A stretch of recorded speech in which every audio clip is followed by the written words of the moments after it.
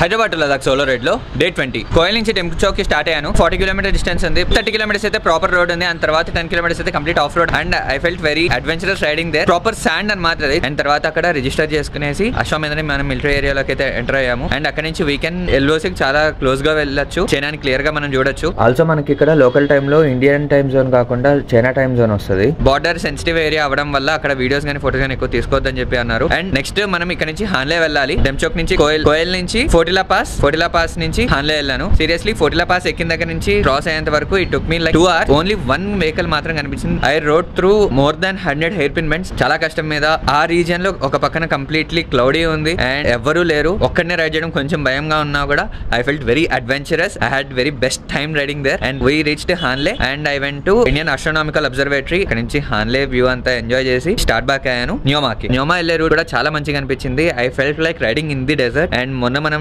దుర్బుక్ లో fuel up చేయించిన తర్వాత మళ్ళీ మనకు ఇవాళ న్యోమాలో ఫ్యూయల్ బంక్ కనిపించింది. సో వెళ్ళగానే ఫ్యూయల్ అప్ చేయించేసాను. And we rode like almost 580 kilometres ఆ ఫ్యూయల్ స్టేషన్ నుంచి ఈ ఫ్యూయల్ స్టేషన్ వరకు. లక్కీగా జెరీ క్యాన్స్ లో కూడా ఫుల్ చేయించాను లాస్ట్ టైం. సో అది మనకు హెల్ప్ఫుల్ అయింది. ఒకవేళ జెరీ క్యాన్స్ లో లేకపోయినా కూడా హాన్లేలో మనకు బ్లాక్ లో దొరుకుతుంది. They are charging like around 150 rupees per litre. Fuel up చేయించేసుకుని ఆపోజిట్ లో నాకు చిన్న కెఫే అంటే అక్కడ ఫుడ్ తినేసి ఫర్దర్ వెళ్దాం అనుకున్నాను. బట్ న్యోమాలో సన్సెట్ వ్యూ నాకు చాలా మంచిగా అనిపించింది. Fell in love with the sunset. మనకు కెఫేలో వేరే గ్రూప్ పరిచయం అయ్యారు. సో అందరం కలిసి న్యోమాలోనే ఒక హోమ్ లో స్టే చేసామన్నమాట. అక్కడ దాదాజీ కూడా చాలా మంచిగా హాస్పిటాలిటీ ఇచ్చారు మాకు. వెళ్ళగానే ఫ్రెష్ అప్ అయిపోయాం. ఇంత లోపల దాదాజీ మన కోసం చాయ్ చేశారు. డిన్నర్ కి కూడా మంచిగా రోటీ సబ్జీ అన్ని ప్రిపేర్ చేశారు. చాలా మంచిగా అనిపించింది ఫుడ్ కూడా. ఆ రోజుకైతే ముచ్చట్లు చెప్పుకుంటే అలానే నిద్రపోయేసాను. అండ్ నెక్స్ట్ డే మనం చాలా తక్కువ మంది ఎక్స్ప్లోర్ చేసిన ఒక లేక్ కి వెళ్ళబోతున్నాము. ఆ లేక్ ఏంటి అని చెప్పి మీరు తెలుసుకోవాలి అనుకుంటే stay tune to Moto Sanchari.